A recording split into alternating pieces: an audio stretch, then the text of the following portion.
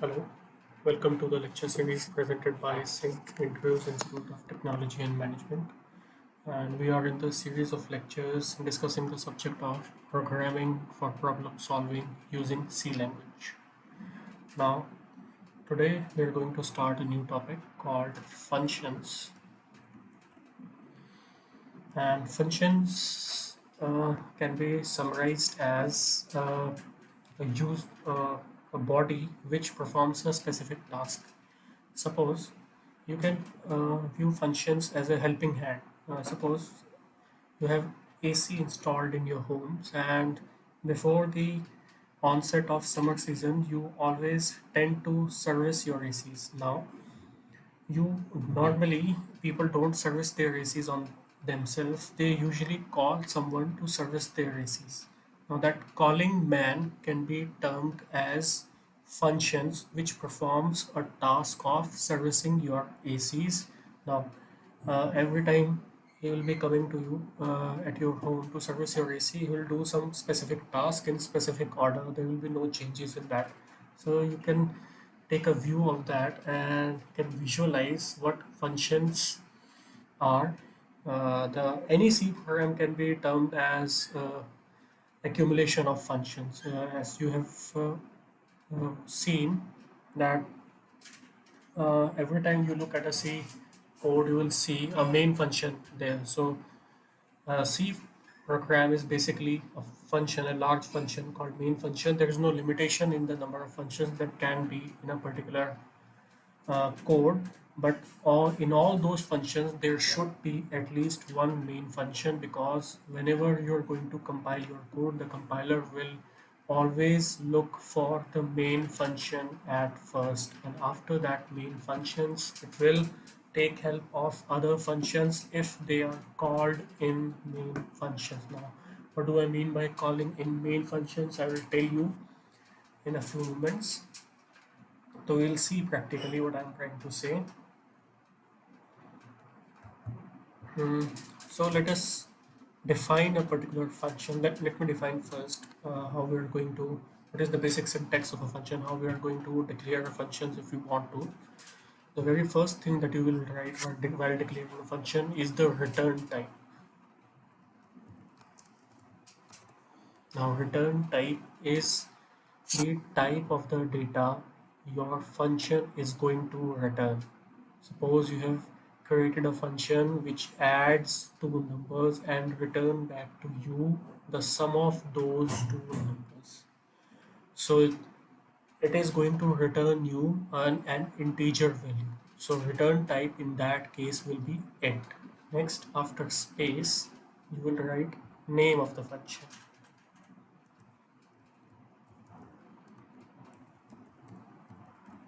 Okay, let me do that here also, so you're not confused.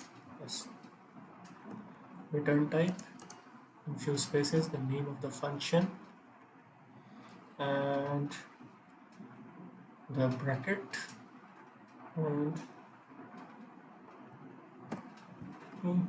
reduce the sign of this so it will come in one single line.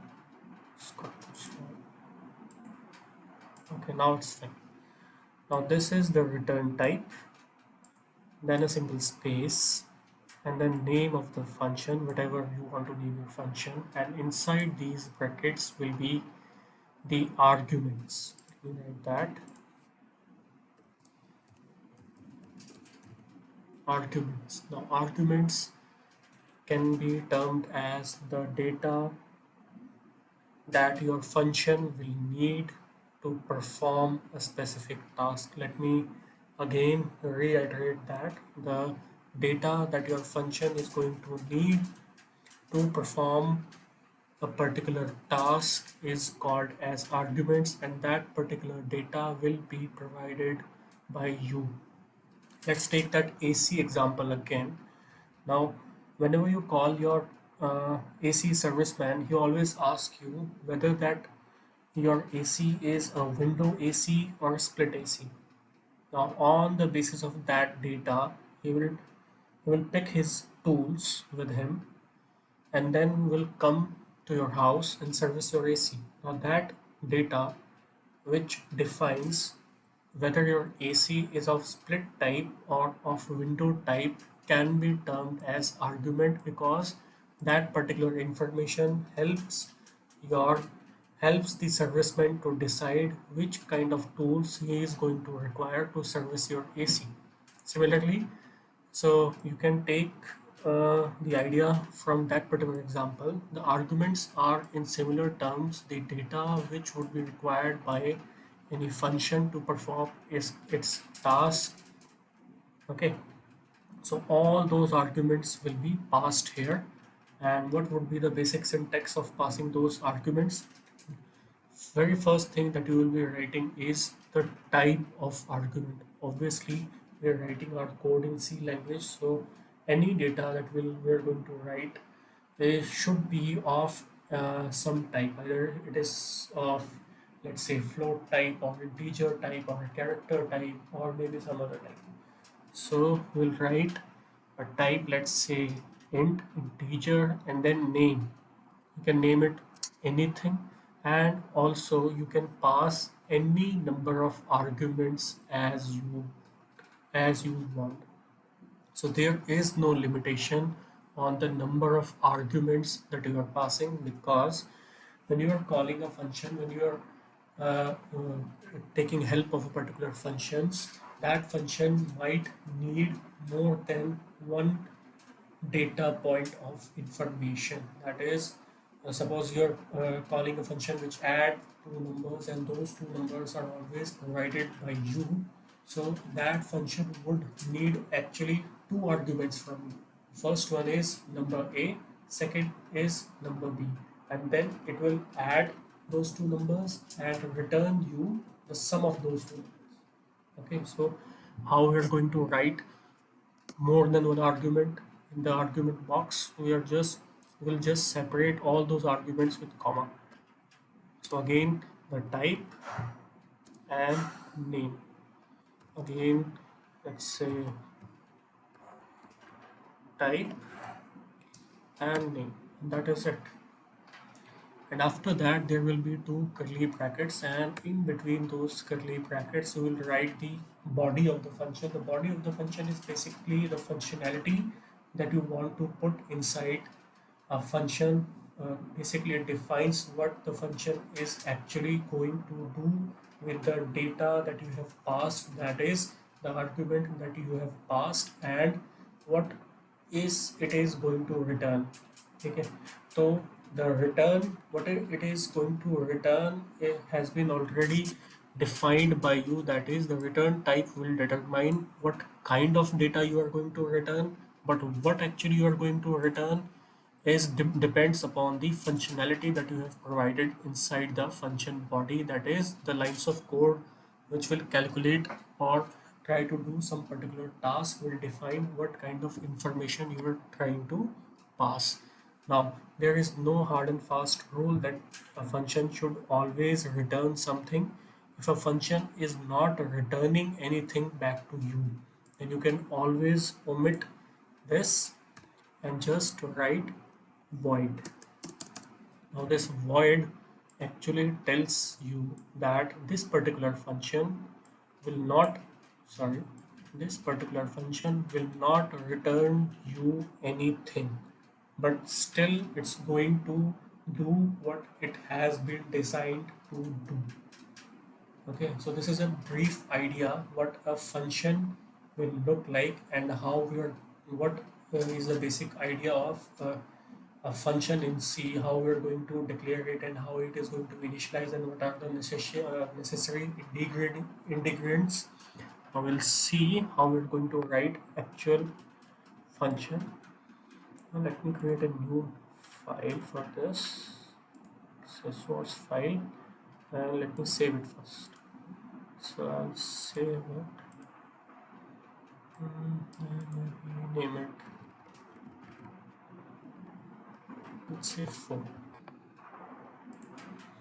So first I will start writing our code. Obviously we are first going to include two directories called standard input output stdio.h and include conio.h.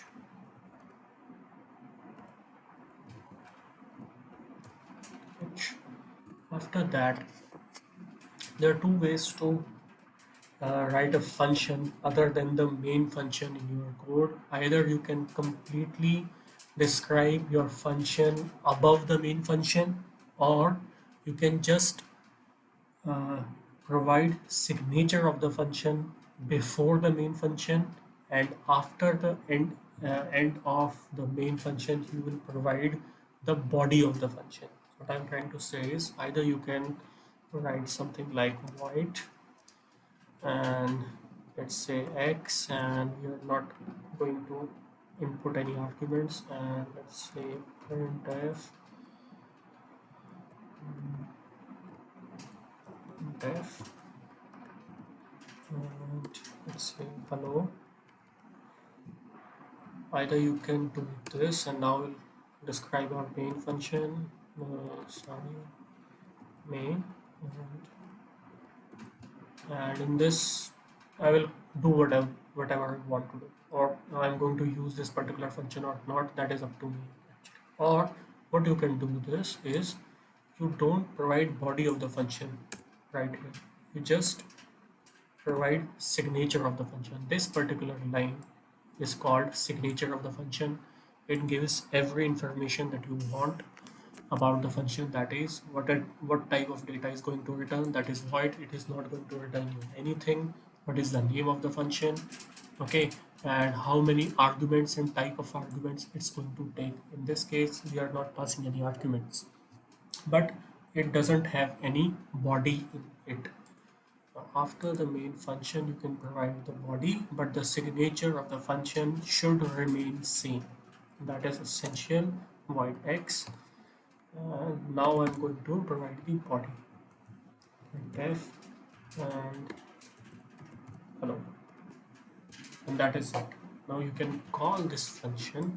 Now what do I mean by calling a function? See, whenever we whenever we want to compile our function, the compiler will first look out for main function. As I told you before at the start of the lecture, there can be n number of functions in a particular code. There's no limitation on that, but out of those n number of functions, one function must be the main function, because compiler will always look for the main function first.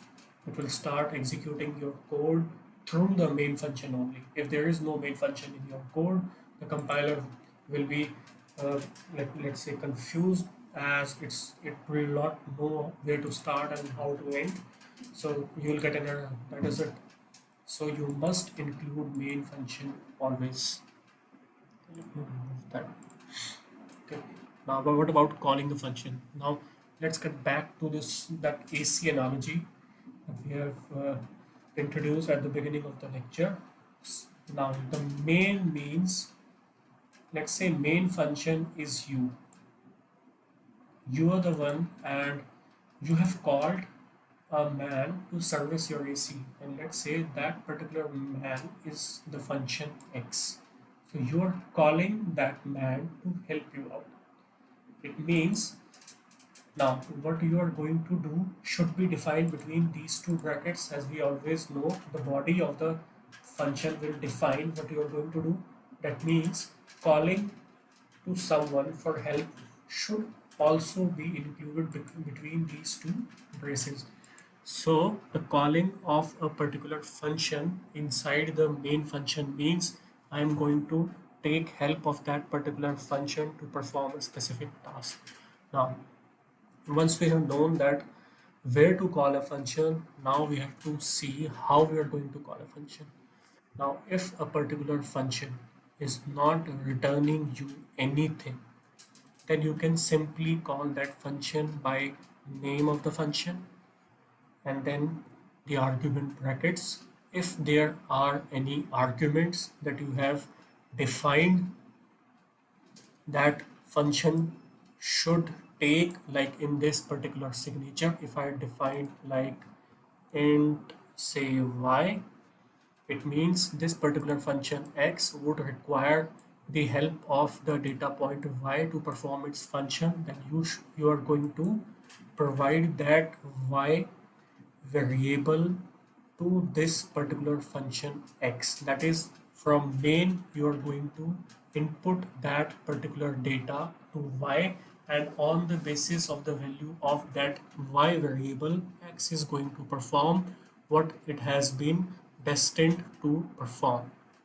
So I can do something like, say, int z is equal to 10, and now I'm writing here z and semicolon. So this is it. We have called a function x, and I've called it by its name and nothing else, because I know this function is not going to return anything. Let me also write here, say int z. Okay, I know, because I have written void here. The void means it is not going to give me anything back, and by me I mean me. So I have just called it by its name, say x, please help me. So, but x would need the value of an data type or a data point that is of type integer from me to perform its task. So I have defined a data point called z that is of type integer and its value is 10, and I have passed this z to the function. Now this function x will perform its task on the basis of value of z. If it is defined as such, means if x, you have passed the value of value z to the x. If x wants to use it, it is his choice. If it doesn't want, then it is his choice. But that is solely depends upon how you have defined the body of the function. Like in this case, I'm passing the value of z to x function, but I'm not using it anywhere. But that is fine. You will be shown no error at all. That is fine. Second thing, and that is how you call a function. Okay. Now, if I write something like return and z multiplied by 2, and I will remove this void to int, and I will remove this void here to int. What I have done is, now I have changed the signature of this particular function. Now this function now returns back to you a value of type integer. And what is that value? That value is actually whatever you have passed as an argument to this function. It will multiply that with 2 and return it back to you. So this particular function is performing two tasks. First, it will print hello every time you will call that function. Secondly, it's going to return to you a value, that is whatever you have passed here to this particular function. It will multiply it by 2 and return the value back to you. So I have returned the value of z as 10 here. I will get back 20 because 10 multiplied by 2 is 20. So that is how it will work. But there is still one discrepancy. Now this x is returning me something, but I am not catching it. That is, it is going to return me a value. Okay, you can have this 20 value. I have calculated what I want to calculate, what you have told me to calculate, and you can have this 20 value, but I am not catching it. See, well, whatever this function x is returning me back, I have not stored it in any variable. So what I will do is, I will write int, say b, and equal to. Now it is, now whatever be the value returned by this function is now stored in this variable b. And you should keep one thing in mind, that the type of the return value, that is integer in this case, should always be the type of variable in which you are going to store that return value. That is, the type of b should always be the should always match the type of return value. Otherwise, think about it. If your function is returning an integer value, and if this b is of type char, then it makes no sense because char variables don't hold integer values, or they can hold it, but that sense will be different. It will display you, or it will use that particular return value in a different way. So I'll change that again. So now we have seen how we are going to declare the signature, how we are going to declare the body, what should be the return type, what are the arguments, how you can use those particular arguments, what is return. Yes, we have forgot one thing, the return keyword. The return keyword will always be used to return something, and there are few restrictions. Only one value can be returned by a function. Let me again remind you, only one value can be returned by a particular function.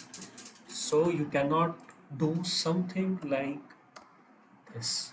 Now there are two values, that is z multiplied by 2 and z, and both of these cannot be returned same at the same time by this function. In fact, not at any time will not return any two values, it will always return one value.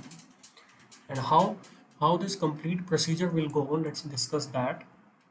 First of all, the main function will be called.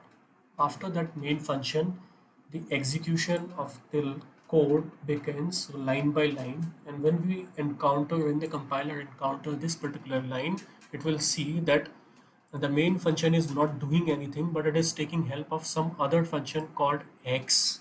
So for some time, the main function will the main function will sleep. By means sleeping, I means it will relinquish its controls. By mean relinquish, I means it will drop the arbor, it will lose, it will let's say give the control to z, to x. For some time, the control flow of your application will be transferred to x, and after the x has completed what it is stipulated to do, the control will again return back to main, and at exactly the same point where it has been relinquished by the main. And how this particular function will know when it's going to return the control? This particular keyword called return. The return keyword will always tells the function that okay, now is the time to go back to, or to give back the controls from where you have taken it. In this case, u is the function. Okay, and if we are not returning anything, you can always skip this particular line. So you can always do this if the return type is void. But if return type is not void, you have to include this particular line called return, and anything that you want to return, that is up to you. So return state will make sense when you are returning anything. It will always make sense actually. If you're not returning anything, then it will also make sense, but in that case you don't have to write that return statement. You will find in some books that a return is included at the end, but that is not hard and fast. It depends on the compiler, the version of the compiler that you are using actually. And if you're using some if else block or some other kind of conditional blocks, then you can use multiple return items. We'll see some advanced example in some later classes, but for now you should always keep in mind only one thing can be returned back from a particular function. Now for this lecture, the last concept is that the function which has been called in this case is x, and the function which has been calling it is function b. Is the main function. So main is the calling function and x is the called function. Now how this code is going to work, let's try to execute this. If I've done anything, yes, one thing more I will include in this lecture is the argument. Now the number of arguments in the signature of the function should always match the number of arguments that you have included in the main called function. That is, I have included that in the signature of x function that only one argument, it's going to need only one argument called y. Now here I must pass one argument to this called function called as x. If not, you will face a compiler error. So I cannot do this because this function x needs the help of an argument z. Okay, it's going to need the function of argument z. Let me again write this z. But you have not provided that data to the function x. If you have not provided that data to the function, how it is supposed to do its work, what it is stipulated to do. I will get back to this particular concept in next lecture. For now, I'm going to stop this lecture right here, right now. In next lecture, we'll see other small delicacies of functions and we'll try to execute a typical type of function problem. Thank you.